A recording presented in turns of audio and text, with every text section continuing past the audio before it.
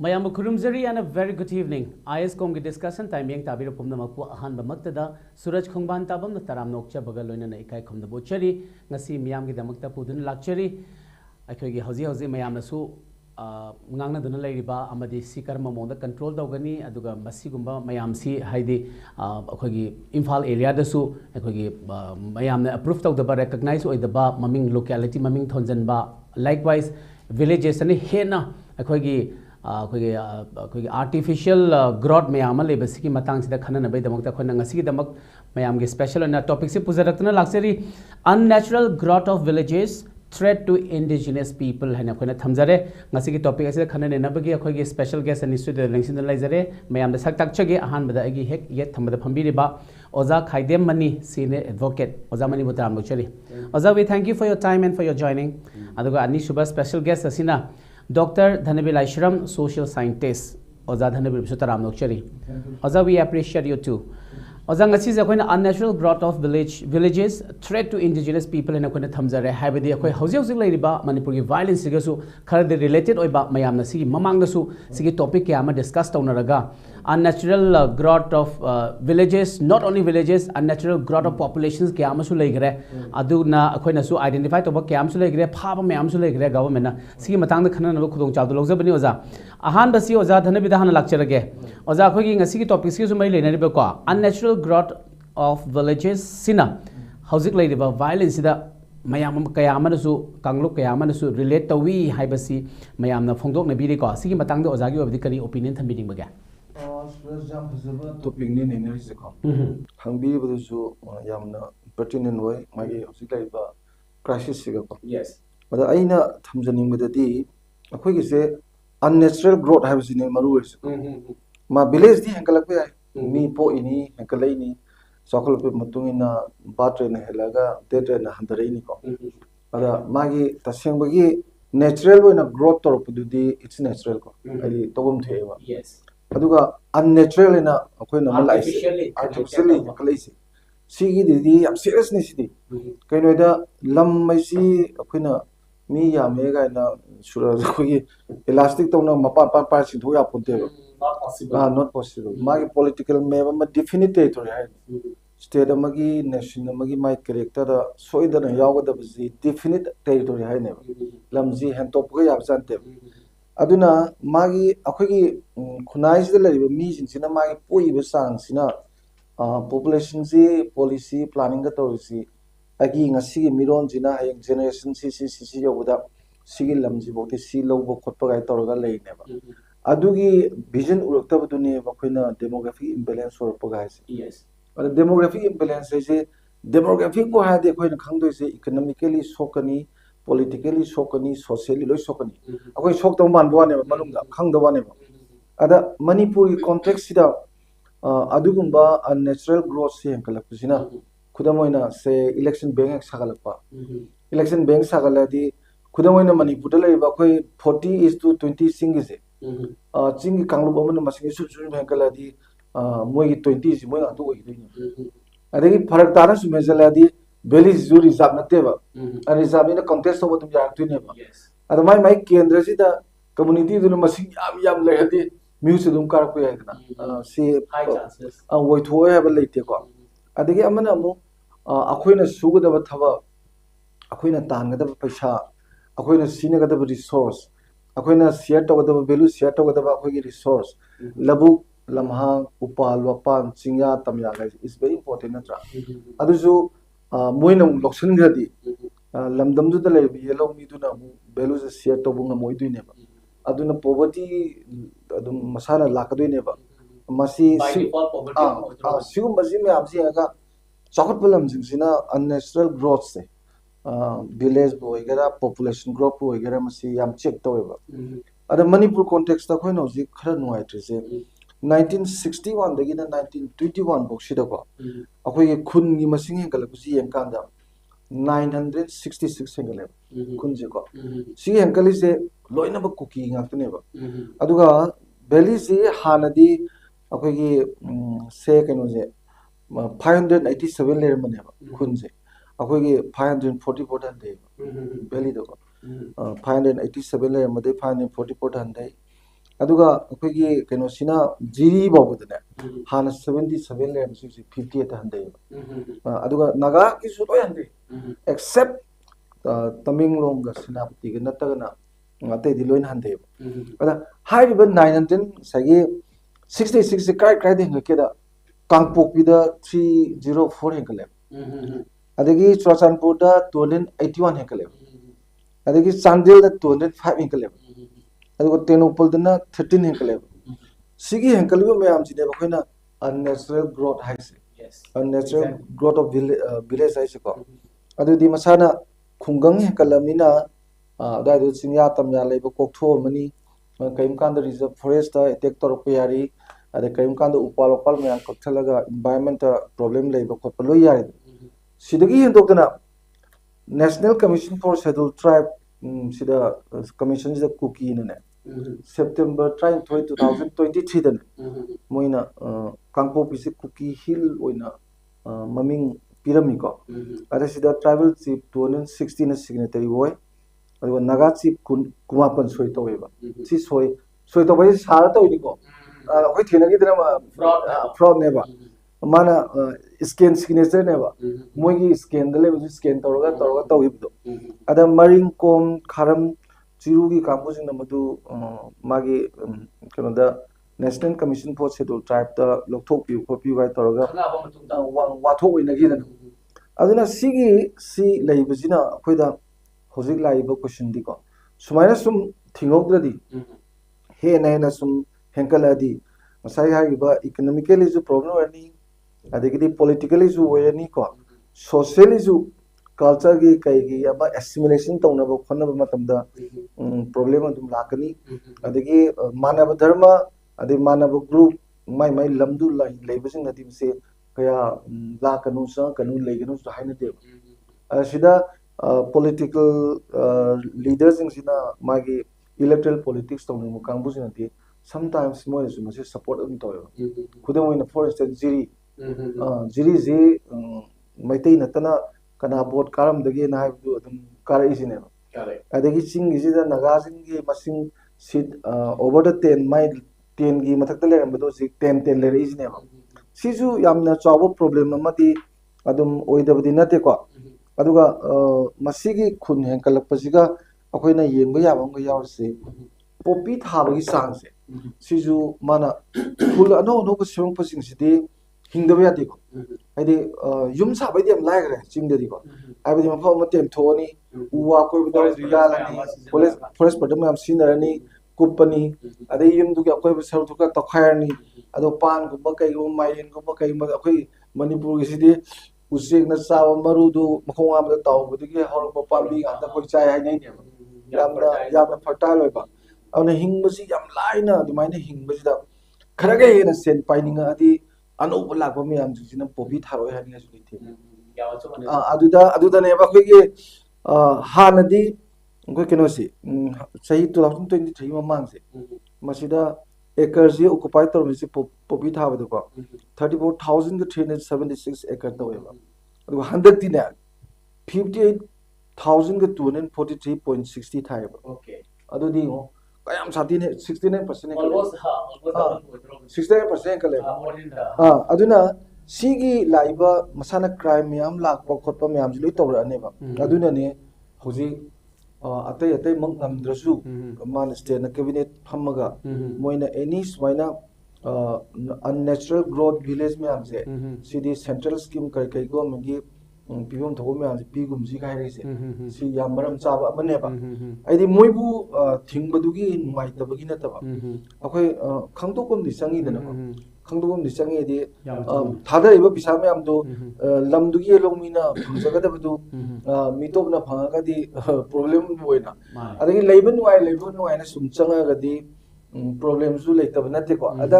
सिदा अंतंग अखोयना सुरज येंबा याबा यावरिसिना यामना मरुइबा पोट अमा यावरिसे कना कनागुंबा पृथ्वीगी लम अयामबदा मपानदगी सुमाइना संगपा मीसिंगसि मोय अदुम वेलकम तोय एनो दे आर आल्सो कोइना मा फोर्स मागी लेवल केनो निना कोइ क्राइटेरिया मोयजु मेन फोर्स निना आइदि आइना मोय सिनागा यूटिलाइज तौरगा मोयजु पैसा तानजबा आइनाजु पैसा तानबगा याबगा आइसे moi adum mi yam hena likpa lam ayam de dum sane even America baba chao graba America the Mexican mayam la moi night patrol mayam shang ga ba moi phajana changale ba nang kari thaba hainai kari gi lai no adu du hangena ado chana chana phamse moi chana chana bu thamne aduga moi matam pi ni si tang chai si da noi deport to gadoni ada moi mu matam jo ka moi yam seksele akoi ni Europe saka akoi hangchit ku masala ne ngasi un la ema hamba ticket ye ngeba ono hangchit chaga dam ni do ticket le bra ga akoi ticket ga ul ka no okay ga na adai di aduma yam seksele ko systematize to adu ki seksele du kari gi noi na sagi sigi district sidana mi edu thamba sidana du thamba ga aduna hawa phangi chinde dukan phangi komi population si fazana manage to ada akhoi gi sida tawri sidi pura phimam namda lakhrabani na moi lamdam du dale ramba se kudamoina lamdam sida yelomi dagi yelomi ojaba ading ngalina gi history gi manungda composite history sauti yaujaba awa ala me am thengar pa share torpa ching pa turen me am ji belu share tor hingminer pokang bu sidi sense of belongingness le yes aduga hojiki mai laga tho to masidi sense of belongingness le least borders to kani the moi sense of belongingness su nat na moi ki kanu nat ba na ba sense of living together su le le edi moina laina na bo khana badane aduda athing lak mi amse moi loi confrontation to kane aduna kram kana to kada ke moi masing yam kan to kane masing yam ba power paira ba ada kan to kane ba adu makse Manipur context da mami tabduna ngasai koi suraj na aha mada bi buang leiriba crisis se masiga mari leina brai se 100% lini yes aduga yamna su masimang ne ba tawri su aduna ne sarkar na lore bi step se I it's not bad adum ai tawon the na good initiative ne ahan bro thamje yam ngai je oza parathan oza na ngasai gi khoi gi village me ama khoi khun me am se kano gi side lom de loi hengalaga ko khoi gi hill side ta duka khoi gi valley da su example jiri bam da su handaba gi le oza sigi matang do oza reason se kari ni haina thambiri oza reason se mapani misa to dika hengan hengala ku de ko akoi ge sumbe ba se naga ku khanawda naga ta ba lam ji de ge atopada sip to kan da khunano wo se um baga du su ya ba adu bo sa ge naga ta ba lam moiro meti ta bo ro ade khoi meti da khun han da ya se akoi se sat khraga kangpo ku da na tra su sam po da lai bra ga si su chumme ba da adu loina mak si yen kan da han gi lai ba khun ni masing se si pa kan da khun ji masing swaina nearly 1000 ya hen bi de dum hen na dum lai re adjust to da hen na dum lai re aduna hangbi wang sida khwai gi maru maram di akhoi se Myanmar akhoi de sang ba ya ko Bangladesh ya re Nepali lai ko ada akhoi da khwai de na lai na sang ba sidi Myanmaris me am sine yes uni Myanmar de ki sang pasi akhoi da hana free movement regime leibdo aduda magi admit adu khak sang pa ya da to sang gadi kana thi pote adu free movement regime su adigi sambal kha bazu khadna Bangladesh khai Pakistan gi khari bu kha mongom ne ba Bangladesh ka handa ki wathok thuda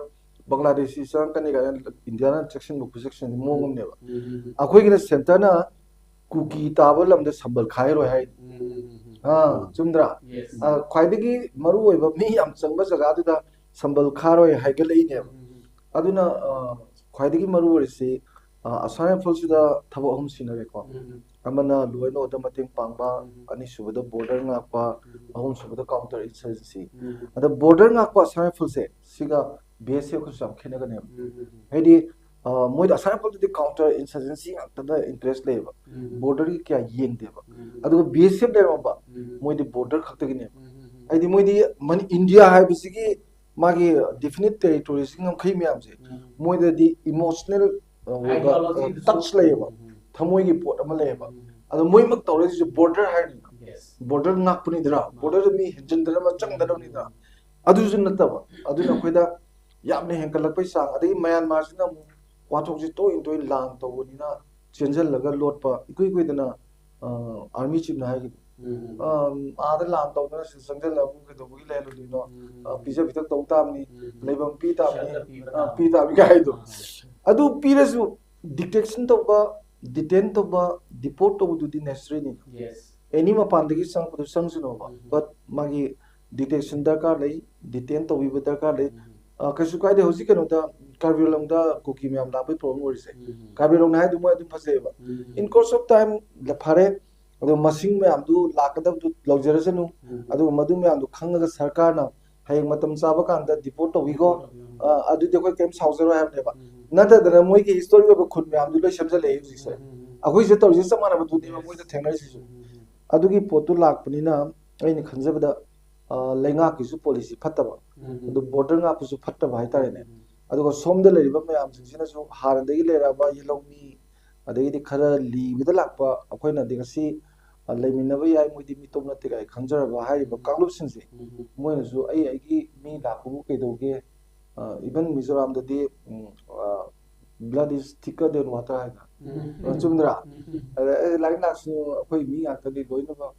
लेहननी गाय ना अदुना border fencing ga yaro ga ye lisne ba ada problem di akhoi da yam thina problem go dinba demographic imbalance or ko is future generation gi di mai bol train na mai da yam section ni ga ni da source ko mai tam so relatable loy bang aktani habiti akhoi gi sidai sidai laiba ozana nga sai comparison pp riba akhoi gi villages myam unnaturally hengalakli basigi akhoi gi significance keno sing si akhoi gi overall da ozana thambiri besi akhoi gi keno ngaktani downgrade torokpa akhoi gi keno ngakta akhoi gi disadvantages ngakto oigadawa future da habiti makhoi sina akhoi da leirakba matam da akhoi gi ozana nga sai have backward chakhiba akhoi gi poverty lakpa in terms of economy in terms of political even in terms of akhoi gi socially su hai se yam achumbani yamna maru oiba mayamna yamna su sidai sa khoina focus to biba mathau tai habidi akhoina invite tawruba targa su akhoi miyoi bani yes we may support them aduga systematize oidragadi we cannot support them also have them oza sima le biba mathau taran khanjai ka yam nungai je oza thank you very much aduga mathang si oza khaideman dilak chage oza akhoi si haziki unnatural growth of villages ka adagi it leads to threat to the indigenous people and akhoina term do zarga topic su thamjai ko oza silai unnatural growth of villages sina threat to indigenous people akhoi nasu thamjari sida natana land and properties mayam su mangta halli haina khudam changda mayam su thambiri si matang sida ojagi oba kari mod amadi in details terminologies mayam do zakran thambi the unnatural growth of villages threat to indigenous people of Manipur. Yes, Manipur gi waina ko sigi thiram se khan pakanda akoina poina ahum thokna kana bayai ahan bada masi karam ne hengal imno dona birna ayam hai khara karam mane hengal ibno apan ne method changchalakpa aduga amuk nomadic tribe na khana ba leitaba akoi gi kuki chilnau sing hai tare kuki loina mu na tarap so aduna madudegi lam chandok na ba chieftain system aduga yam khare aduna kalidegi hengal ibno haiba ma aduga hengal ibsina kanate effect towi indigenous people khakta de effect over ate chu kari to wi sima adu di mase kalmai to raga thinga de ge ai point hom ne aba ahan bagi kalmai ne hengala e ju mapan de ge changsala pa government na ni the jana control to da ba adu ga I galonda da lawless land oi ba chingdal lo chu chate da no ko asi to ba lam gi lam puna ma ki ma pu si state ni prajani private land na da kun kari pata per ga tari ba beli dana machine private land kowi aduga chingi dana aduga atopa tabaya de harga so aduda so pata tadraga so hill house to experience do adu kul oina 1/4 per mil okay power mil ga hadipse okul har ko ho okul district to moi na te proper okul do properly tam do kamjong do adu 1/4 of the mil moi orgal demo badudi adu gi ching du moi na sijna ba yai haibani no not that ching jo okul gi ni tangkul gini natraga mau gini malam gini hai banate aba they cannot claim hai ba adlam je jo ke thamai ba na de thamai prajani munam kai sidi chumme aba adu bu lemuri ba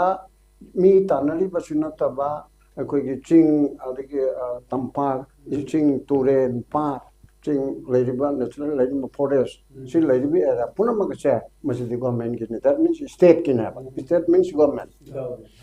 ꯑꯗꯨꯅ ꯑꯗꯨꯒꯨꯝꯕꯒꯤ ꯄꯣꯠ ꯑꯗꯨꯗ natural growth ꯑꯃ ꯇꯧꯔꯦꯁꯦ ꯑꯩꯈꯣꯏꯅ ꯎꯔꯦ ꯃꯁꯨꯃꯥꯏꯅ ꯂꯥꯛꯏꯕꯁꯤ ꯉꯁꯥꯏꯒꯤ ꯃꯔꯝ ꯃꯌꯥꯝꯗꯨꯗꯤ ꯅꯔꯝꯕꯤꯅ ꯄꯤꯈ꯭ꯔꯕꯅ ꯑꯗꯣꯝꯗꯗꯤ ꯆꯠꯂꯔꯣꯏꯀꯣ ꯄꯪꯇꯥꯗ ꯇꯥꯁꯤꯜꯂꯛꯄꯁꯤꯅ ꯑꯣꯏꯔꯦ ꯑꯗꯩ ꯁꯦꯀꯦꯟꯒ ꯊꯥꯔꯒꯁꯦ ꯑꯗꯨ ꯃꯁꯤꯅ ꯀꯔꯤꯗ ꯑꯦꯐꯦꯛ ꯇꯧꯏ indigenous people da effect tawudan natana aina mahal aikogi territorial integrity manipur ki territorial integrity da effect tawa not only indigenous people na lairiba territory se aside effect tawi karmaina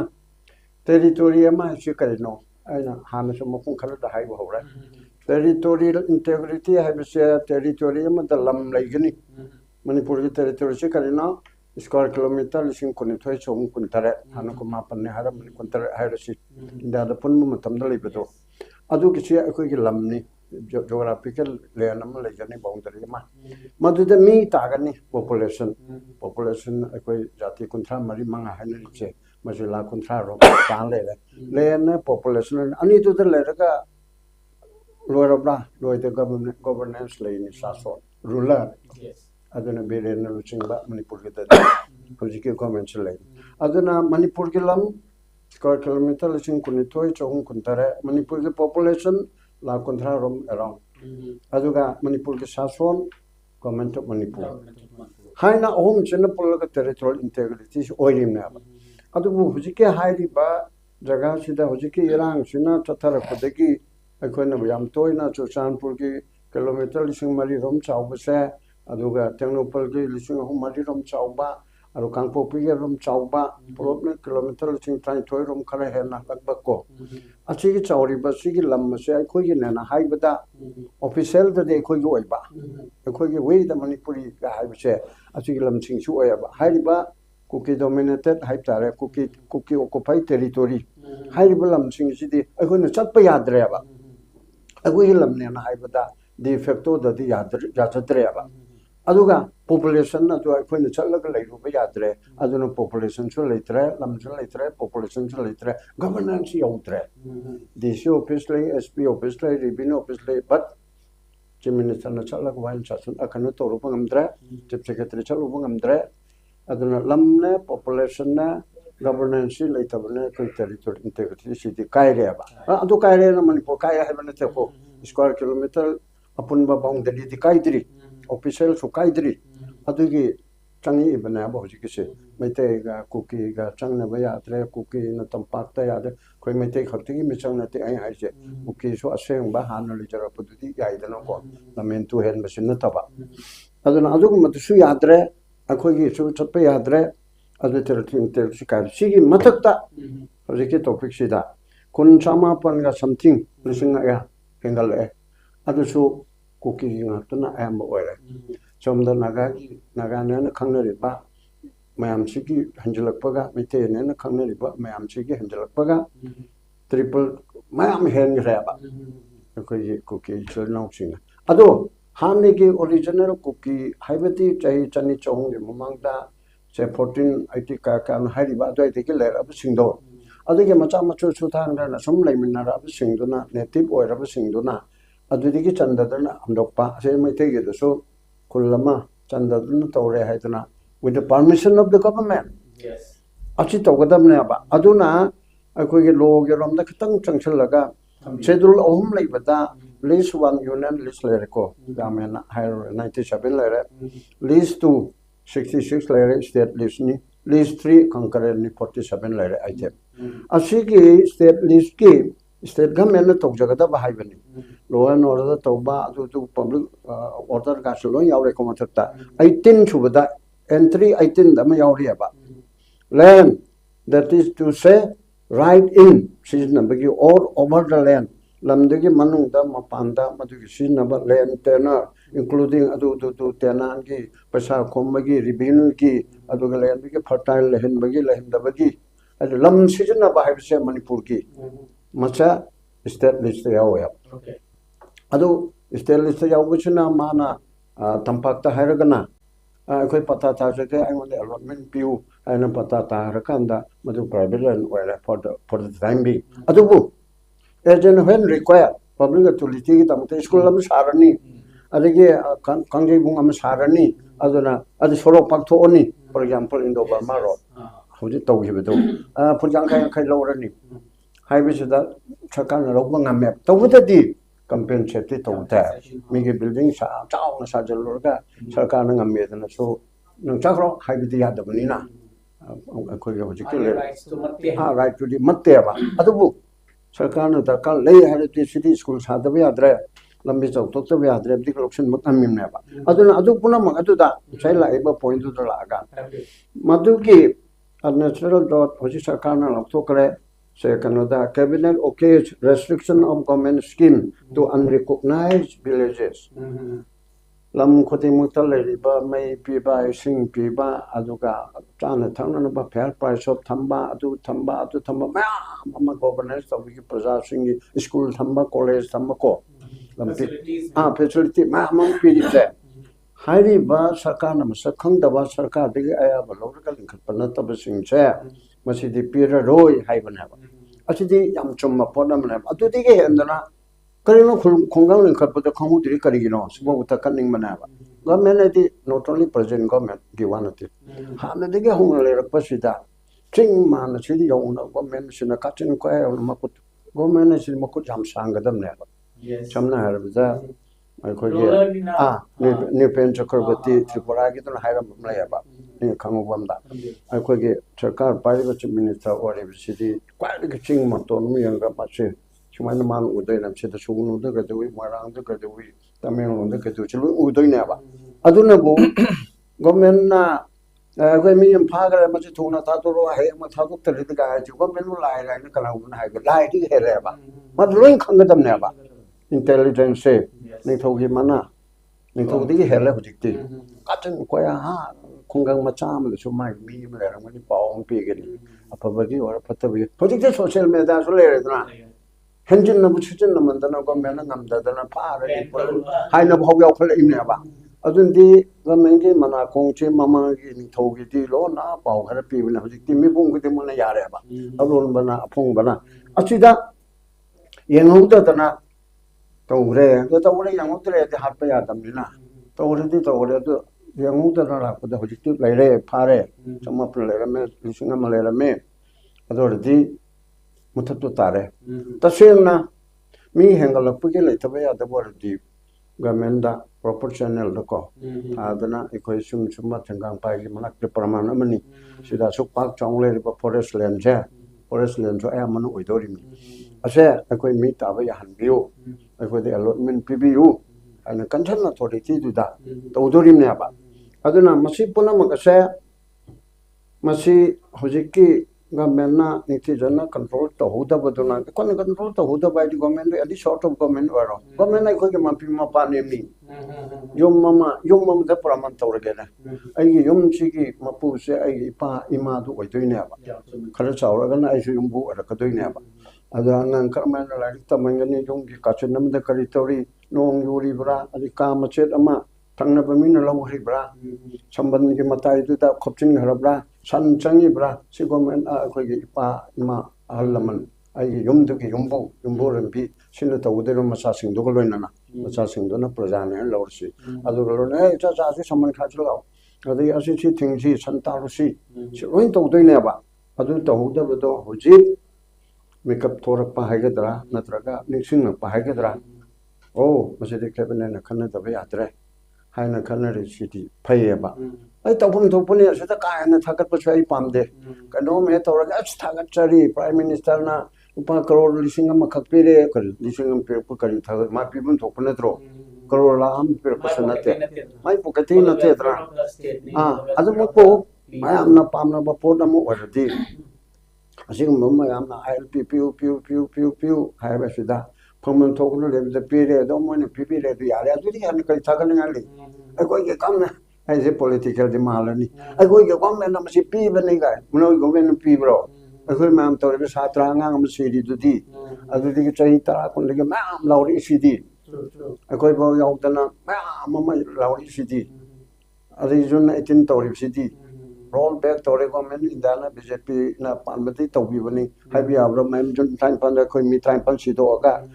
look mayam tawre lu sem ga na khoi sem mera adu tawri imdi ne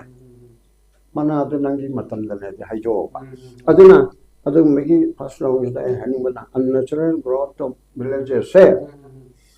Masi tawgrabani na masi ki da effect oribase indigenous people simang tharak na pamaram sai legra adu deki territorial integrity da aina pijapa parman land population adu ga governance yongtaba masi ki khudong sadaba mama leire adu ga loina na puren bote akon bote oina haja hoji mate kar horam bata masi karmai toraga thingani masi karmai toraga thingna bigi macha amani ko adu kamai toraga tingata ge habigi matang do dana bole akon bagi da la second time yam ngai ja thank you very much oza ge yam na gi oza gi si yam na legitimate or high ga ko oza gi terminologies me am do su me am su hena gyan ta bi bam mathau tai habidi oza na hoji khaibi riba khoi gi isam sam na have the territorial integrity so e hena hai riba si da oza gi oza na point by point haibi riba si yam na chumbani adu da akhoi na cheksel hojaga di manipur kai habidi kan ajam chumbani oza territorial integrity sok pa yaroi haina me am su ga no tori si da akhoi gi territorial integrity si da akhoi gi lai riba akhoi gi geographical condition lai riba akhoi gi lai riba akhoi gi akhoi na acquired toraga lai riba 22000 something lai riba si lai zaraga su hazki system sida di territorial gi integrity gi part amo ina soidarak palak pasini oza na thambi yam machum bani oza yam nungai jai haisi mayam si akhoi gi discussion gi time gi platform sida gi su mayam si knowledge ma lobi raga akhoi su khangja daba mayam su akhoi gi akhang hai oza sing dagi akhoi su knowledge phangjari bani loina na akhoi na su discussion time gi platform sida akhoi gi oza sing na haibi riba sing si gi valuable or ba mayam si akhoi na larik ta akhoi gi kaino da phangdaba tawa phangdaba mayam du sidai se khudong chab du logjar ga akhoi su khangja ba uja hobu da akhoi na leijaga dobni oza yam nungai ji oza thank you very much aduga mathang si oza dhanabidang mulak chage oza akhoi oza na sunga saisu panbi khere ko aduga hojik se aina oza da laksenimba question sina artificial population se adum akhoi na oza na sunga sai thambi khere ko akhoi gi influx toba adagi immigrants me amana su lairaga adu somda originally leiba akhoi jiri bam daga di hantharak pa akhoi gi valley da so hantharak pa smai lak pas da oza artificial population se dagi hendoktana artificial villages me am ama makhoi na ming se moina thoning ba mawong da tholga akhoi gi as per di akhoi gi kano gi oza khaide mani gi version da di suguma me am se government da notify toroga approval lor matum da akhoi acquire tok jage akhoi adugi kano da logjage haibagi kano se tawgadabani haina hai steisa oza akhoi na khanjaba da di sum haziki artificial villages me am moina group on pulaga heda thonjanba ama toroga heda thonjanba ge se yamna it's so common in basically most in the hill areas ko sigi singse oza heta moina thongo mo thilibse kari maram gi ni haina thambiningi amadi masi akhoi na karamba mong da di akhoi na thingba ya bagi policy kano se hoi oza nang sai thambi di systematize hoibdi wat khare adubu akhoi na level best karamba mong da khona si stop to bugi abagi oza gi feasibilities proposal khar thambi we are talking about the territorial integrity. Territorial integrity is the my concern is that is the lamdune territory dune. Aduga emotional integration haragana lamdugi matak le ni me am thamoi gi bari ne. In comparison with these two, emotional integrity is very important. Yes. Say for instance, German ki Berlin walls khari ne. East west in a khaidu is adu wall to I was that is because of emotional integration. Okay. Akhoi da emotional integration si later territorial integrity of high away. Territorial integrity si mana emotional integration like to correct no kanda emotional relationship oigadaba mi apurmado tongan ba sangak paine. Okay. Mitok sangadi emotional integration layer. Now, magi system is some complex or is a combined work. Say for instance, a ethnic plural society. Ethnic plural society is the tongan ethnic mayam lady. Akwai those 35 lay has. Adubu mayam zingsi daki community class saw kambuna moina moi political interest malaria candidate my nationality was some for instance, Naga have a sea koi nalingate thingate. Others ladies name. kuki hai basi koi dang ali middle am de khongjai ko leri sine adumaina magi nationality ama sema gang sai koi tamon hai bi gi do state amu bakanda territory ma sem bakanda population and definite territory se chang da ya do poram ya ada population ju magi maming ama thondradi se naga gi lam har naga maming hai jaba aduga kuki gi len ha kuki hai jaba manipur ha manipuri lammi du lei ka ya du no na tra da adumaina sana ko matam sida yamna ko gi tawam thok ta badane sagi ethnic rural society da nationality ama sem pose masida sagi mai magi ethnicity du immerse toramina moina khalesi akhoi gi law ade akhoi gi culture tradition je mix up torodi mangani aduna tongana leitradi kanbang amaroi gaina yam hongba rajniti je tawkana miyam se humga pura satpanga me miyam khwaidigi line pura satpase ethnic line da satpase ne aduna adugi podlo shagana re once leminary community induna magi ethnic nationality ma same lorakanda adu sagaladi adigi demu amaronda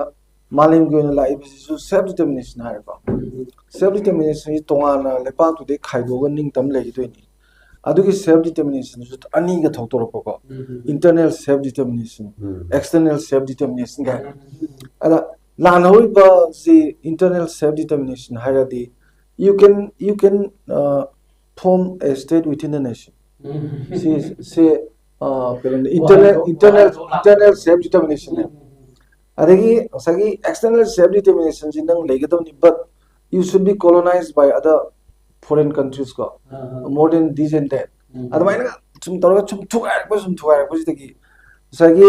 my ethnicized torebo kangbu singsi masina moi gi lam oina bhona ba maming gasi loi change tore ming change to boise light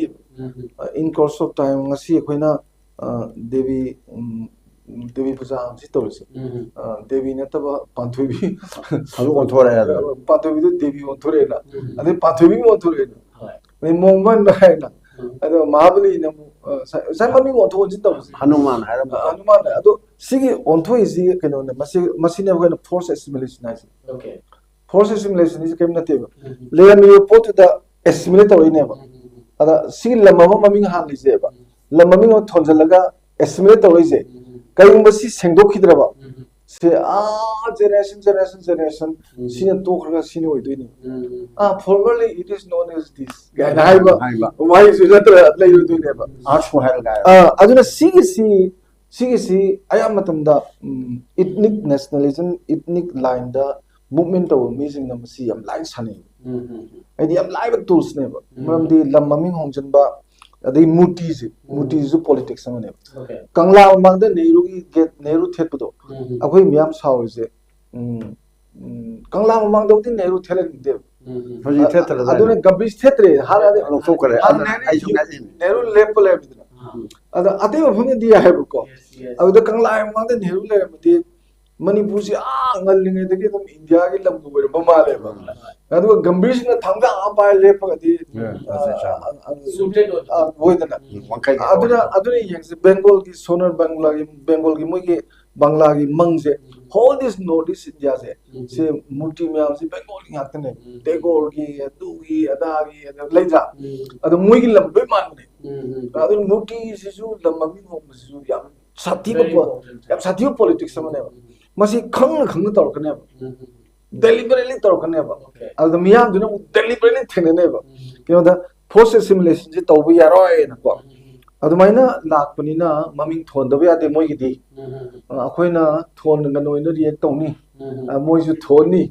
adagi akoi gi hana lem ba seng bajing do adu moi mang na bonar kani chuchan podal loka thangjing du thangting gai gi ting so on to ko jin torok pasi si ethnic line da akoi sam na magi political goal ama yawna wala ko pot amane ba masiga loina amu kamai to ka terrorist work ne ba okay masiga loina serious case la ka da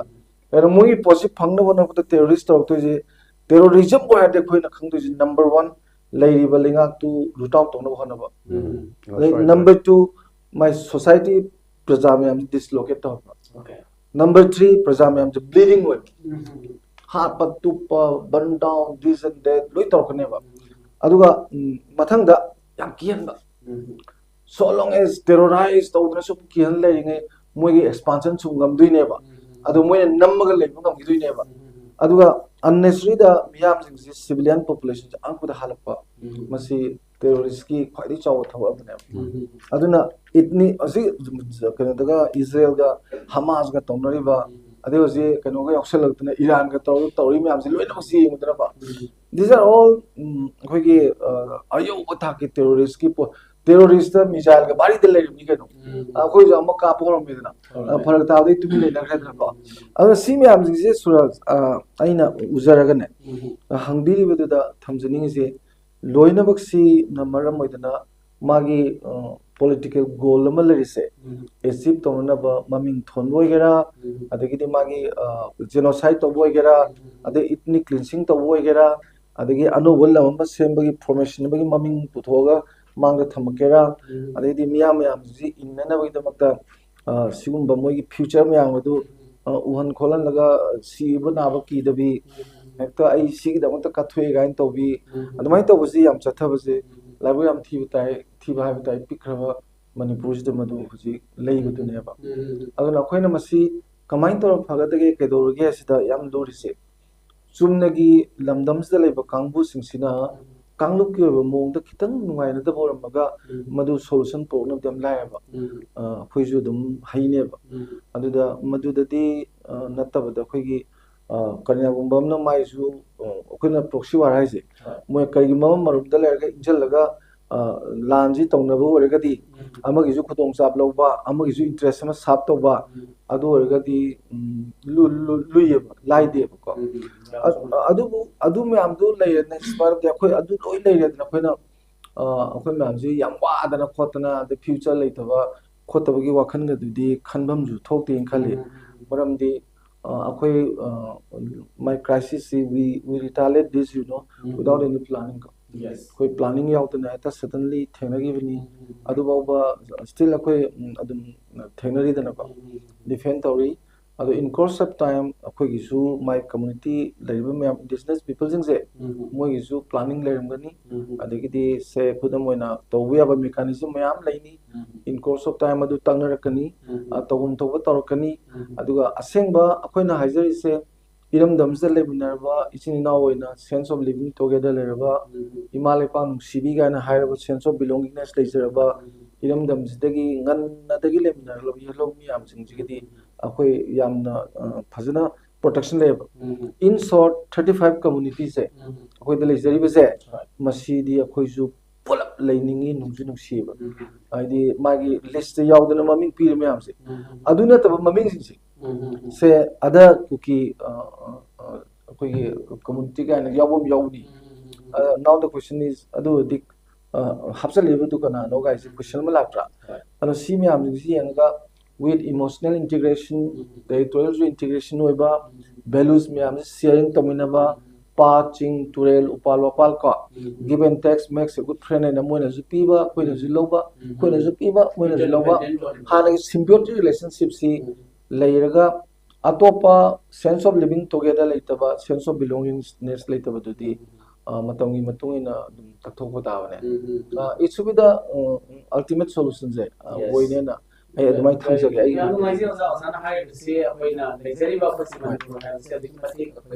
ethnic groups, different tribes, 35 nearly say China.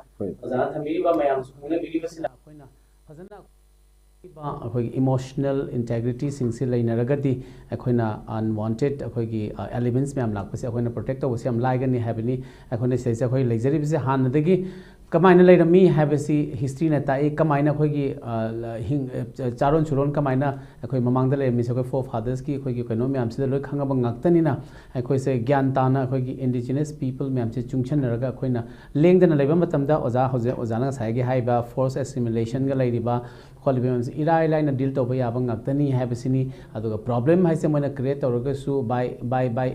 at any cost ꯑꯗꯨꯝ ꯑꯩꯈꯣꯏꯅ ꯑꯗꯨꯝ ꯁꯤꯗꯤ ꯑꯗꯨꯝ ꯁꯣꯂꯨꯁꯟꯗꯤ ꯂꯥꯛꯇꯕ ꯌꯥꯗꯕꯅꯤna lakani but in the meantime ꯑꯩꯈꯣꯏꯅ ꯁꯨꯃꯥꯏꯅ ꯑꯣꯖꯥꯅ ꯄꯟꯕꯤꯕ in due course ꯑꯗꯨꯝ ꯑꯩꯈꯣꯏꯅ subside ꯇꯧꯕ ꯌꯥꯒꯅꯤ ꯑꯗꯨꯒ ꯃꯔꯛꯁꯤꯗ ꯑꯩꯈꯣꯏꯗ unnecessarily ꯑꯩꯈꯣꯏꯒꯤ headache ꯅꯠꯇ꯭ꯔꯒ ꯑꯩꯈꯣꯏꯒꯤ developmental policies ꯑꯗꯒꯤ ꯑꯩꯈꯣꯏꯒꯤ growthꯇ ꯑꯩꯈꯣꯏ ꯊꯦꯡꯊꯍꯟꯕꯁꯦ ꯁꯤ ꯑꯩꯈꯣꯏꯒꯤ unfortunate ꯑꯣꯏꯕꯒꯤ ꯀꯩꯅꯣꯁꯤ ꯑꯩꯈꯣꯏꯅ protect ꯇꯧꯍꯧꯗ꯭ꯔꯒꯗꯤ ꯑꯩꯈꯣꯏꯗ ꯃꯥꯡꯖꯕꯁꯤ ꯂꯥꯛꯀꯅꯤ ꯍꯥꯏꯕꯁꯤꯅꯤ ꯌꯥꯝ ꯅꯨꯡꯉꯥꯏꯖꯩ ꯑꯣꯖꯥ ꯌꯥꯝ ꯅꯨꯡꯉꯥꯏꯖꯩ ꯑꯣꯖꯥꯒꯤ ꯋꯥꯈꯜꯂꯣꯟ ꯑꯃꯗꯤ ꯑꯣꯖꯥꯅ ꯊꯝꯕꯤꯔꯤꯕꯁꯤ ꯌꯥꯝꯅ ꯃꯔꯨ ꯑꯣꯏꯕ ꯑꯩꯈꯣꯏꯗ ꯈꯪꯖꯤꯟꯗ꯭ꯔꯕ ꯌꯥꯗ꯭ꯔꯕ ꯑꯩꯈꯣꯏꯗ ꯑꯗꯨꯒꯤ ꯃꯒꯨꯟꯗꯨ ꯆꯦꯟꯗ꯭ꯔꯕ ꯌꯥꯗꯕꯅꯤ ꯍꯥꯏꯕꯁꯤꯃ ꯊꯝꯖꯒꯦ ꯑꯣꯖꯥ ꯌꯥꯝ ꯅꯨꯡꯉꯥꯏꯖꯩ ꯑꯣꯖꯥ ꯃꯊꯪꯁꯤ ꯑꯣꯖꯥ ꯙꯅꯕꯤꯔꯗ ꯑꯃꯨꯛ ꯂꯥꯛꯆꯒꯦ ꯑꯣꯖꯥ ꯉꯥꯛꯄꯤꯒꯅꯤ ꯑꯣꯖꯥ ꯈꯥꯏꯗꯦꯃꯅꯤꯗ ꯑꯃꯨꯛꯀ ꯂꯥꯛꯆꯒꯦ ꯑꯣꯖꯥ ꯉꯁꯥꯏ ꯑꯣꯖꯥꯅꯁꯨ ꯄꯟꯕꯤꯔꯤꯀꯣ ꯑꯩꯈꯣꯏꯒꯤ artificial villages ꯑꯗꯒꯤ artificial population ꯂꯥꯛꯄꯁꯦ ꯀꯃꯥꯏꯅ ꯁ꯭ꯇꯣꯞ ꯇꯧꯕ ꯌꯥꯕꯒꯤ ꯑꯣꯖꯥꯅ ꯄꯣꯂꯤꯁꯤ ꯊꯝꯕꯤꯒꯦꯅ ꯑꯗꯨꯒ ꯑꯣꯖꯥ ꯙꯅꯕꯤꯔꯒꯤꯁꯨ ꯈꯔ ꯃꯥꯒꯤ ꯄꯣꯏꯟꯠꯁ ꯈꯔ ꯊꯝꯕꯤꯔꯝꯃꯦ ꯑꯗꯨꯒ ꯂꯣꯏꯅꯅ ꯑꯩꯈꯣꯏꯒꯤ ꯁꯤꯒꯤ ꯁ꯭ꯇꯣꯞ ꯇꯧꯕꯁꯤꯗ ꯅꯠꯇꯕꯤꯗ ꯑꯣꯖꯥ ꯑꯩꯈꯣꯏꯒꯤ ꯒꯚꯔꯟꯃꯦꯟꯠ ꯑꯣꯖꯥꯅ ꯉꯁꯥꯏꯒꯤ ꯇꯦꯛꯅꯤꯀꯦꯂꯤꯇꯤꯁ ꯍꯥꯏꯇꯥꯔꯦꯅꯦꯀꯣ ꯂꯣꯒꯤ ꯇꯔꯝꯗ ꯑꯩꯈꯣꯏꯒꯤ government properties public properties or people's properties ꯀꯥꯏꯅ ꯍꯥꯏꯔꯤꯕꯁꯤꯡ ꯑꯣꯖꯥ ꯂꯩꯔꯤꯕꯁꯤꯡꯁꯦ ꯁꯤꯒꯤ ꯃꯇꯥꯡꯁꯦ ꯑꯣꯖꯥ ꯈꯤꯇꯪ ꯁꯨꯒꯥꯏꯅ ꯃꯌꯥꯝꯗ ꯑꯋꯦꯌꯔ ꯑꯣꯏꯕ ꯌꯥꯕ ꯅꯣꯂꯦꯖꯦꯕꯜ ꯑꯣꯏꯕ ꯑꯣꯖꯥꯒꯤ ꯈꯔ ꯀꯩ ꯍꯥꯏꯇꯥꯔꯦ ꯑꯩꯈꯣꯏꯒꯤ ꯗꯤꯇꯦꯜꯁ ꯈꯔꯗꯪ ꯊꯝꯕꯤꯌꯨ ꯑꯣꯖꯥ ꯍꯧꯖꯤꯛꯀꯤ ꯉꯁꯥꯏ ꯍꯥꯏꯅꯔꯤꯕ ꯁꯨꯃꯥꯏꯅ ꯑꯩꯈꯣꯏꯅ ꯂꯝ ꯑꯃ ꯂꯩꯍꯟꯅꯕꯒꯤꯗꯃꯛꯇ ꯂꯝꯗꯨꯗ ꯁꯦꯇꯜ ꯇꯧꯅꯅꯕꯒꯤꯗꯃꯛꯇ ꯁꯝꯅ ꯍꯥꯏꯔꯕꯗ ꯃꯅꯤꯄꯨꯔꯗ ꯀꯨꯀꯤ ꯂꯝꯃꯦꯟ ꯇꯣꯏꯍꯟꯕ ꯃꯄꯥꯟꯗꯒꯤ ꯆꯪꯉꯛꯄ ꯑꯗꯨꯒ ꯃꯁꯥꯒꯤ ꯃꯌꯨꯝ ꯃꯀꯩ ꯑꯣꯔꯤꯖꯤꯅꯦꯜ ꯑꯣꯏꯅ ꯂꯩꯔꯛꯄ ꯅꯠꯇꯕꯁꯤꯡ ꯑꯁꯤꯅ ꯍꯥꯟꯅꯗꯒꯤ ꯂꯩꯔꯝꯃꯕꯁꯤꯡ ꯑꯁꯤꯒꯁꯨ ꯄꯨꯟꯅ ꯏꯟꯐ꯭ꯂꯨꯌꯦꯟꯁ ꯇꯧꯔꯦ ꯍꯥꯏꯔꯒ ꯃꯣꯏꯒꯤ ꯂꯝ ꯑꯃꯒꯤꯗꯃꯛꯇ ꯀꯔꯤ ꯇꯧꯅꯕ ꯀꯨꯀꯤ ꯂꯦꯟ ꯍꯥꯏꯕ ꯑꯃ ꯁꯦꯝꯅꯕ ꯀꯔꯤ ꯍꯥꯏꯅ ꯖꯂꯦꯉꯝ ꯍꯥꯏꯗꯅ ꯐ꯭ꯔꯤ ꯐ꯭ꯂꯥꯏꯠ ꯏꯒꯜ ꯎꯃꯥꯏꯕꯤꯅ ꯃꯅꯤꯡ ꯇꯝꯅ ꯄꯥꯏꯔꯒ ꯇꯥꯕ ꯃꯐꯝꯗꯣ ꯑꯩꯈꯣꯏꯒꯤ ꯂꯝ ꯑꯣꯏꯒꯅꯤ ꯍꯥꯏꯕꯒꯤ ꯃꯣꯏꯅ ꯊꯣꯟꯖꯕ ꯃꯃꯤꯡꯅꯤ ꯖꯂꯦꯉꯝꯁꯦ ꯑꯗꯨꯗ ꯍꯥꯏꯕ ꯑꯗꯨꯒꯤ ꯃꯇꯨꯡ ꯏꯟꯅ ꯃꯁꯤꯒꯤ ꯂꯥꯟ ꯇꯥꯔꯛꯇꯕ ꯌꯥꯗꯗꯅ ꯊꯕꯛꯁꯤ ꯇꯧꯗꯕ ꯌꯥꯗꯗꯅ ꯀꯨꯀꯤ ꯂꯦꯟ ꯑꯃ ꯁꯦꯝꯅꯅꯕꯒꯤ ꯆꯪꯁꯤꯜꯂꯛꯄ ꯄꯣꯠ ꯑꯃ ꯑꯣꯏꯕ ꯃꯗꯨꯕꯨꯅ ꯂꯦꯟ ꯒ꯭ꯔꯦꯞꯀꯤ ꯃꯑꯣꯡꯗ ꯆꯪꯁꯤꯜꯂꯛꯏꯕꯁꯦ ꯑꯗꯒꯤ ꯃꯗꯨꯒꯤ ꯂꯝꯁꯤꯡ ꯑꯗꯨꯗ ꯑꯃꯨꯛ ꯄꯣꯁꯦꯁꯟ ꯇꯧꯔꯒ ꯂꯝ ꯑꯗꯨꯁꯤ ꯑꯗꯨꯅꯦꯅ ꯍꯥꯏꯔꯒ ꯑꯗꯨꯝ ꯍꯥꯏꯔꯒꯗꯤ ꯃꯦꯞ ꯑꯃ ꯌꯦꯛꯑꯒ ꯌꯥꯗꯕꯅꯤꯅ ꯃꯁꯤꯗ ꯑꯩꯈꯣꯏꯒꯤ ꯃꯤ ꯁꯦꯇꯜ ꯇꯧꯔꯦ ꯃꯤ ꯑꯇꯣꯞꯄ ꯇꯥꯗ꯭ꯔꯦ ꯍꯥꯏꯗꯅ ꯃꯤꯇꯩ ꯃꯌꯥꯝ ꯑꯃ ꯆꯨꯔꯆꯥꯟꯄꯨꯔꯗꯒꯤ ꯇꯦꯡꯅꯧꯄꯜꯗꯒꯤ ꯀꯥꯡꯄꯣꯛꯄꯤꯗꯒꯤ ꯏꯚꯟ ꯖꯤꯔꯤ ꯐꯥꯎꯕꯗ ꯃꯇꯦꯛ ꯈꯔꯗꯒꯤ ꯇꯥꯟꯊꯣꯛꯇꯅ ꯑꯗꯨꯒ ꯃꯣꯏꯒꯤꯁꯨ ꯑꯃꯨꯛ ꯚꯦꯂꯤꯗ ꯂꯩꯕ ꯃꯌꯥꯝ ꯑꯁꯤ ꯑꯃꯨꯛ ꯇꯥꯟꯁꯤꯟꯗꯅ ꯃꯣꯏ ꯃꯐꯝꯗꯨꯗ ꯊꯝꯃꯤꯔꯒ ꯑꯁꯤꯒꯤ ꯇꯧꯔꯤꯕ ꯄꯣꯠ ꯑꯁꯦ ꯃꯁꯤꯅ ꯂꯝ ꯑꯁꯤ ꯄ꯭ꯔꯣꯁꯦꯁ ꯇꯧꯅꯕ ꯍꯥꯏꯕꯗꯤ ꯀꯨꯀꯤ ꯇꯥꯕ ꯖꯒꯥꯁꯤꯡꯁꯤꯗ ꯃꯩꯇꯩ ꯑꯃꯠꯇ ꯂꯩꯇ꯭ꯔꯕꯗꯤ ꯃꯣꯏꯒꯤ ꯂꯝꯅꯤ ꯍꯥꯏꯕꯁꯤ ꯁꯦꯡꯉꯦꯗꯅ ꯑꯩꯒꯤ ꯌꯨꯝ ꯑꯁꯤꯗ ꯑꯩꯅ ꯂꯣꯏꯅ ꯈꯥꯖꯤꯟ ꯈꯣꯠꯆꯤꯟꯗꯅ ꯏꯆꯥ ꯏꯁꯨ ꯃꯌꯥꯝꯗꯨ ꯊꯝ ꯈꯣꯠꯇꯅ ꯍꯤꯡꯒꯣꯜ ꯁꯝꯕꯟꯒ ꯇꯧꯔꯗꯤ ꯑꯩꯒꯤꯅꯤ ꯍꯥꯏꯔꯦꯗꯅ ꯑꯗꯨ ꯈꯥꯏꯗꯣꯛꯈ꯭ꯔꯗꯤ ꯃꯤ ꯑꯇꯣꯞꯄ ꯑꯃ ꯂꯩꯈ꯭ꯔꯗꯤ ꯉꯥꯛꯇꯪꯕꯨꯗꯤ ꯑꯩꯒꯤꯅꯤ ꯍꯥꯏꯕ ꯌꯥꯕ ꯌꯥꯔꯣꯏ ꯍꯥꯏꯗꯅ ꯃꯥꯒꯤ ꯑꯣꯏꯒꯗꯧꯔꯤꯕꯅꯦꯕ ꯑꯗꯨꯅ ꯂꯝ ꯑꯁꯤ ꯗꯣꯈꯣꯜ ꯇꯧꯔꯒ ꯍꯧꯖꯤꯛ ꯀꯦꯁꯇ ꯂꯝ ꯏꯪꯈꯣꯜꯒꯤ ꯂꯧ ꯏꯪꯈꯣꯜꯒꯤ ꯃꯇꯥꯡꯗ ꯀꯦꯁ ꯇꯧꯅꯕꯗ ꯏꯟꯗꯤꯌꯥꯟ ꯂꯣꯒꯤ ꯃꯈꯥꯗ ꯁꯤꯚꯤꯜ ꯂꯣꯗ ꯑꯩꯈꯣꯏꯒꯤ ꯃꯥꯅ ꯗꯣꯈꯣꯜ ꯇꯧꯕꯅꯤ ꯂꯝꯗꯣ ꯆꯍꯤ 19 ꯇꯧꯔꯛꯑꯕꯅꯤ ꯆꯍꯤ 19 ꯇꯧꯔꯗꯤ ꯑꯦꯗꯚꯔꯁ ꯄꯣꯖꯦꯁꯟꯒꯤ ꯃꯥꯅ ꯅꯍꯥꯟꯈꯩ ꯃꯄꯨꯗꯨꯅ ꯑꯩꯒꯤ ꯂꯝ ꯑꯃ ꯍꯩꯉꯥꯡꯗ ꯂꯝꯍꯥꯡ ꯑꯃ ꯂꯩꯕꯁꯦ ꯑꯩꯅ ꯁꯨꯡꯌꯦꯡ ꯌꯦꯡꯁꯤꯟꯗ꯭ꯔꯦ ꯅꯨꯄꯥ ꯑꯃꯈꯛꯅ ꯑꯩꯉꯣꯟꯗꯒꯤ ꯄꯥꯔꯃꯤꯁꯟ ꯂꯧꯒꯦꯔꯥ ꯂꯧꯔꯣꯏꯔꯥ ꯑꯩ ꯃꯁꯤꯗ ꯁꯪꯇꯞ ꯃꯆꯥ ꯑꯃ ꯁꯥꯔꯒ ꯄꯨꯈ꯭ꯔꯤ ꯑꯃ ꯇꯧꯔꯒ ꯉꯥ ꯌꯣꯛꯆꯒꯦ ꯍꯥꯏꯗꯅ ꯑꯌꯥꯝꯕ ꯂꯧꯕ ꯑꯣꯏꯔꯣ ꯌꯥꯗꯅꯕꯨ ꯑꯣꯏꯔꯣ ꯃꯁꯤ ꯆꯍꯤ 19 ꯂꯩꯊꯣꯛꯈ꯭ꯔꯕ ꯑꯗꯨꯗꯤ ꯑꯩꯅ 19 ꯁꯨꯕꯗꯨꯗ ꯅꯪ ꯆꯠꯂꯣ ꯑꯩꯒꯤ ꯂꯝꯅꯤ ꯏꯆꯥꯁꯤꯡꯗꯤ ꯌꯦꯟꯕ ꯀꯣꯟꯅꯗ꯭ꯔꯦ ꯍꯥꯏꯅ ꯍꯥꯏꯕ ꯀꯥꯟꯗ ꯑꯩ ꯆꯠꯂꯣꯁꯤ ꯑꯩꯒꯤ ꯂꯝꯅꯤ ꯆꯍꯤ 19 ꯃꯃꯥꯡꯗ ꯂꯩꯔꯛꯑꯕꯅꯤ ꯈꯔꯕꯨ ꯍꯦꯟꯅ ꯍꯥꯏꯖꯤꯟꯕ ꯌꯥꯔꯦ ꯆꯍꯤ 19 ꯁꯣꯝꯅ ꯀꯣꯔꯠꯅꯁꯨ ꯂꯣꯅꯁꯨ ꯆꯍꯤ 19 ꯅꯪ ꯀꯔꯤ ꯇꯧꯍꯧꯒꯦ ꯅꯪꯒꯤꯅꯦ ꯍꯥꯏꯔꯒ ꯆꯍꯤ 19 ꯍꯨꯟꯗꯣꯛ ꯊꯝꯃꯤꯁꯦ ꯀꯔꯤꯒꯤꯅꯣ ꯂꯤꯃꯤꯇꯦꯁꯟ ꯑꯣꯐ ꯇꯥꯏꯝꯁꯤꯁꯨ ꯌꯥꯝ ꯃꯔꯨ ꯑꯣꯏꯌꯦꯕ ꯑꯩꯒꯤꯅꯤ ꯍꯥꯏꯔꯒ ꯑꯩꯅ ꯇꯥꯁꯤꯟ ꯈꯣꯝꯖꯤꯟꯕ ꯀꯔꯤꯝ ꯇꯧꯗꯅ ꯁꯨꯝ ꯍꯨꯟꯗꯣꯛ ꯊꯝꯃꯗꯤ ꯂꯧ ꯎꯕꯃꯛꯁꯨ ꯇꯧꯔꯤꯁꯤꯗꯤ ꯇꯦꯅꯥꯟ ꯁꯤꯁꯇꯦꯝ ꯇꯧꯔꯤꯕꯁꯤꯗ ꯆꯍꯤ 19 ꯂꯧꯃꯤꯗꯨꯅ ꯎꯍꯜꯂꯕ ꯏꯝꯐꯥꯜꯗꯒꯤ ꯂꯩꯔꯤꯕ ꯃꯍꯥꯖꯣꯟꯁꯤꯅ ꯆꯍꯤꯒꯤ ꯄꯣꯠ ꯀꯌꯥꯅꯣ ꯀꯥꯔꯛꯄꯗ ꯁꯨꯝ ꯇꯧꯕ ꯀꯥꯔꯛꯇ꯭ꯔꯦ ꯈꯔ ꯑꯗꯨ ꯆꯍꯤ 19 ꯍꯦꯟꯗꯣꯛꯈ꯭ꯔꯦ ꯑꯩꯒꯤ ꯂꯝꯅꯤ ꯑꯗꯨꯅ ꯉꯝꯕ ꯌꯥꯎꯔꯤ ꯃꯤ ꯂꯣꯒꯤ ꯃꯇꯨꯡ ꯏꯟꯅ ꯑꯗꯨꯝꯍꯥꯏꯅ ꯗꯣꯈꯣꯜ ꯇꯧꯅꯅꯕ ꯍꯣꯠꯅꯔꯒ ꯄ꯭ꯔꯣꯁꯦꯁ ꯇꯧꯍꯧꯔꯦꯔꯒ ꯑꯁꯤ ꯃꯩꯇꯩ ꯑꯃꯇ ꯇꯥꯕ ꯅꯠꯇ꯭ꯔꯗꯤ ꯈꯔ ꯂꯩꯔꯒ ꯆꯨꯔꯆꯥꯟꯄꯨꯔꯁꯦ ꯃꯩꯇꯩ ꯚꯣꯇꯔ ꯑꯝꯇ ꯌꯥꯎꯗꯦ ꯍꯥꯏꯔꯛꯀꯗꯣꯏꯅꯤ 27ꯗ ꯏꯂꯦꯛꯁꯟ ꯂꯥꯛꯀꯗꯧꯔꯤꯗꯅ ꯑꯗꯨꯗ ꯃꯩꯇꯩꯗꯨ ꯇꯥꯗ꯭ꯔꯒꯗꯤ ꯃꯐꯝꯗꯨꯗ ꯇꯥꯗꯕ ꯃꯤꯁꯤꯡꯗꯨꯕꯨ ꯀꯔꯝꯍꯥꯏꯅ ꯚꯣꯇꯔ ꯌꯥꯎꯗꯣꯏꯅꯣ ꯆꯨꯔꯆꯥꯟꯄꯨꯔꯒꯤ ꯈꯨꯃꯨꯖꯝ ꯂꯩꯀꯥꯏꯒꯤ ꯄꯣꯂꯤꯡ ꯁ꯭ꯇꯦꯁꯟꯗꯨꯗ ꯃꯩꯇꯩ ꯑꯃꯇ ꯂꯩꯔꯅꯨ ꯑꯗꯣ ꯃꯩꯇꯩ ꯃꯌꯥꯝ ꯑꯃ ꯍꯥꯞꯆꯤꯜꯂꯣ ꯑꯗꯣ ꯃꯤ ꯑꯃꯨꯛ ꯏꯂꯦꯛꯁꯟ ꯀꯃꯤꯁꯟꯅ ꯊꯤꯔꯛꯑꯣꯏꯗ꯭ꯔꯣ ꯃꯁꯥ ꯃꯌꯨꯝꯁꯨ ꯂꯩꯕꯁꯨ ꯅꯠꯇꯕ ꯑꯗꯨ ꯆꯍꯤ ꯀꯌꯥꯒꯤ ꯃꯃꯥꯡꯗ ꯂꯩꯔꯛꯇ꯭ꯔꯦꯅ ꯃꯐꯝꯗꯨꯒꯤ ꯃꯤꯁꯤꯡꯅ ꯍꯥꯏꯗꯣꯔꯤ ꯃꯁꯥ ꯂꯩꯇꯕ ꯃꯤꯕꯨ ꯀꯔꯤꯒꯤ ꯌꯥꯎꯍꯜꯂꯤꯕꯅꯣ ꯍꯥꯏꯔꯛꯑꯣꯏꯗ꯭ꯔꯣ ꯑꯗꯨꯅ ꯑꯗꯨꯗꯁꯨ ꯑꯦꯐꯦꯛ ꯇꯧꯋꯦꯕ ꯑꯗꯨ ꯑꯣꯏꯔꯗꯤ ꯆꯨꯔꯆꯥꯟꯄꯨꯔꯗ ꯃꯩꯇꯩ 9,900 ꯂꯩꯔꯝꯕꯗꯣ ꯃꯣꯏꯒꯤ ꯑꯄꯥꯝꯕ ꯚꯣꯠ ꯊꯥꯗꯒꯗꯕꯗꯣ ꯃꯣꯏꯅ ꯂꯦꯞꯄ ꯌꯥꯗ꯭ꯔꯕꯁꯨ ꯁꯦꯗꯨꯜ ꯇ꯭ꯔꯥꯏꯕꯀꯤ ꯑꯣꯏꯖꯔꯕꯁꯨ ꯃꯣꯏꯅ ꯚꯣꯠ ꯊꯥꯗꯕꯗꯤ ꯌꯥꯏꯗꯅ ꯑꯗꯨ ꯊꯥꯗꯕ ꯐꯪꯉꯣꯏꯗꯧꯔꯤꯕꯅꯦꯕ ꯆꯞ ꯃꯥꯟꯅꯅ ꯇꯦꯡꯅꯧꯄꯜꯗ ꯀꯥꯡꯄꯣꯛꯄꯤꯗ ꯇꯣ ꯑꯗꯨ ꯑꯣꯏꯔꯗꯤ ꯑꯗꯨꯒꯨꯝꯕ ꯄꯣꯠ ꯄꯨꯝꯅꯃꯛꯇꯁꯨ ꯄꯨꯂꯞ ꯃꯥꯡꯉꯛꯀꯗꯣꯔꯤꯕꯅꯦꯕ ꯑꯗꯨꯗꯒꯤ ꯉꯁꯥꯏ ꯈꯟꯅꯈꯤꯕ ꯑꯗꯨꯃꯥꯏꯅ ꯂꯝ ꯑꯗꯨ ꯃꯣꯏꯅ ꯆꯪꯁꯤꯜꯂꯦ ꯑꯗꯨꯗꯒꯤ ꯄ꯭ꯔꯣꯁꯦꯁ ꯇꯧꯅꯕ ꯍꯣꯠꯅꯔꯦ ꯇꯥꯟꯊꯣꯛꯑꯦ ꯃꯗꯨ ꯇꯧꯅꯕ ꯍꯣꯠꯅꯕꯗ ꯑꯦꯛट ऑफ ꯇꯦꯔꯣरिꯖꯝꯁꯤ ꯆꯪꯉꯦꯕ ꯑꯦꯛट ऑफ ꯇꯦꯔꯣरिꯖꯝꯗꯨꯅ ꯂꯝꯗꯣ ꯈꯣꯝꯖꯤꯟꯗꯧꯔꯤꯕꯅꯤ ꯁꯤ ꯖꯒꯥꯁꯦꯅ ꯃꯁꯤꯗ ꯍꯦꯛ ꯂꯥꯛꯄꯈꯩ ꯅꯣꯡꯃꯩ ꯀꯥꯞꯀꯗꯧꯔꯤꯕꯅꯤ ꯑꯗꯨ ꯃꯤꯗꯨ ꯇꯥꯟꯊꯣꯔꯛꯀꯗ ꯃꯩ ꯊꯥꯗꯣꯔꯤꯕꯅꯤ ꯑꯁꯤ ꯑꯅꯤꯁꯤ ꯇꯧꯔꯕ ꯃꯇꯨꯡꯗ ꯑꯗꯩ ꯑꯦꯛट ऑफ ꯇꯦꯔꯣरिꯖꯝꯁꯦ ꯅꯣꯏ ꯆꯪꯉꯛꯎ कुकी ऑक्युपाइड टेरिटोरी चाहे पाकिस्तान ऑक्युपाइड टेरिटोरी है सुमाइना अदो भावदे भारत की भी ओइदि ओइरेन ओरगसु ऑक्युपाइड ते तौ लेद्रा अदुमाइना कुकु ऑक्युपाइड टेरिटोरी है मणिपुर लमदि ओयबा लोगे मतुंगना दि जुरीदा अदुगा तसेंगबदा बट दि फैक्टो ददि मसा हानि गे दुमाइना इमोशनल इंटेग्रिटी सिमांगे अखोइना चुचानपुरदा तेंगनौपलदा कांगपोकपीदा चटपंगमद्रगा अखोइगी लमने हाइसिबु असुमामांगदा अखोइ पाइ पुना थंबेरमनिको हाइबदो चै कुंथ्रा निफुगी ममांगदि मैते सु तारमेन तारमब्रने आइना हंगा कदरिमना समना हरदा 23 सेंचुरी हाइब्रा सिनेमा am तौदाइदो अदु ओरकदबा मा हाइपेट उत्पनेबा सगोन बनगासी मया ngaktan gangai haradana railway station अमदा अखोगे सगोन बनाइबदो अखोई पाइ पुना लेरमनिने चैसामगी ममांगदि गाइना हाइबे टाइपतो सुम ओलिमनि लीला सिनेमा दि ओइबा अखोइना सेक्शन हौद्रगदि अखोइगी लमसे लहौद्रगदि अखोइगी मिसिंगसना सुम चाइथोकी अदो मपांदि लाकपा मिसिंगना सुम थमजलक एमएलए चपचाबा पार्टिकुलर ते हाइरोय एमएलए हुंफुजी मनुंगदा मपांदगी मपा मपू मपांदा लेरंबा म होंगतना काबा यावरबनि को हाइदे अमदि यावरेबको अदुना अदुगुमिगी भावबा ओइरा मथु कनानो हाइबि को अनते सुम लमसम अदुना हुजिके हाइरिबा पोर्टसिदा सिगुम्बसी तौदनबगी खोंथांग अमो ओइना थेंगबसु थेंगना president government of Manipur headed by Honorable Chief Minister Sri N. Biren अफब खोंथांग ने हाइबिसिदि कोइना हाइगनाबा अफब खोंथांग दुदि अफब ना सरकार ना अफब तौरे गुड सरकार ना फतब तौरे बैड छि हाइगदमनेबा अछि हाइगदमने मछि हाइबंगम मछि अखोइ इथौनेबा हाइदबा यादबा आइसु सिटीजन अमोइना खरा सेनर और अबा एल्डर अखोइ सेनर सिटीजन अमोइना law abiding citizen law ngakpa citizen amoina law gi makhada leiba amoina sarkar na asoiba aranba adugi duta masi soide haibese freely nangmaga masi aigi responsibility na likewise government pairi baduna manipur praja gi tamukta cheng chaw hawai chengai lamtu ingon samban kamdori manipur gi chingda kadori tamda kadori asi government gi responsibility na responsibility se आई छनफमद लेबा असुना responsibility पुनब Taiba लेपाक अमदा सरकार पाइरिबना लेपाक खुर्जी पाइरिबसना खुर्जी the सुम नलाकपा अदुम्बा सेन थुम प्रजा मयाम न कारिबे income tax कोगे income tax ओरेरगा tax ता लोई की गोल की पोट चेगी ममन की चा की थुम की थाव की टैक्स लोई पेरिमिद्रा मजे आइना सिजनबा यादेबा गवर्नमेंट फाइवसन कनाना रुचिंगबा चीफ मिनिस्टर ना रुचिंगबा popular government season aduinaba the moina mukla na tawdi adu so muk law court haina muk government gi akoi ga kanoda pillar ahum simonung da legislature na law semi executive na thabuk pangthoi judiciary na akai ba toiba law la na chalibra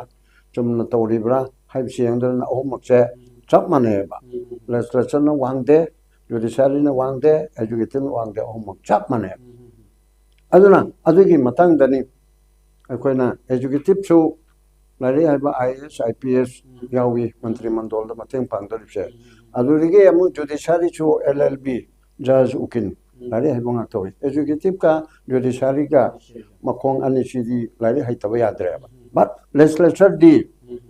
ꯑꯦꯁꯦꯝꯕ꯭ꯂꯤꯗ ꯀꯥꯔꯤꯕ ꯄꯥꯔꯂꯤꯌꯥꯃꯦꯟꯗ ꯀꯥꯔꯤꯕꯁꯤꯗꯤ ꯂꯥꯏꯔꯤꯛ ꯍꯩꯇꯔꯕꯁꯨ ꯌꯥꯏꯑꯕ ꯗꯦꯃꯣꯀ꯭ꯔꯦꯁꯤꯅ ꯍꯥꯏꯕꯒꯤ ꯃꯤꯡꯗ ꯑꯗꯣ ꯑꯃꯦꯔꯤꯀꯥꯒꯨꯝꯕ ꯕ꯭ꯔꯤꯇꯦꯟꯒꯨꯝꯕꯗꯗꯤ ꯂꯥꯏꯔꯤꯛ ꯍꯩꯕ ꯉꯥꯛꯇ ꯑꯣꯏꯔꯅꯤꯀꯣ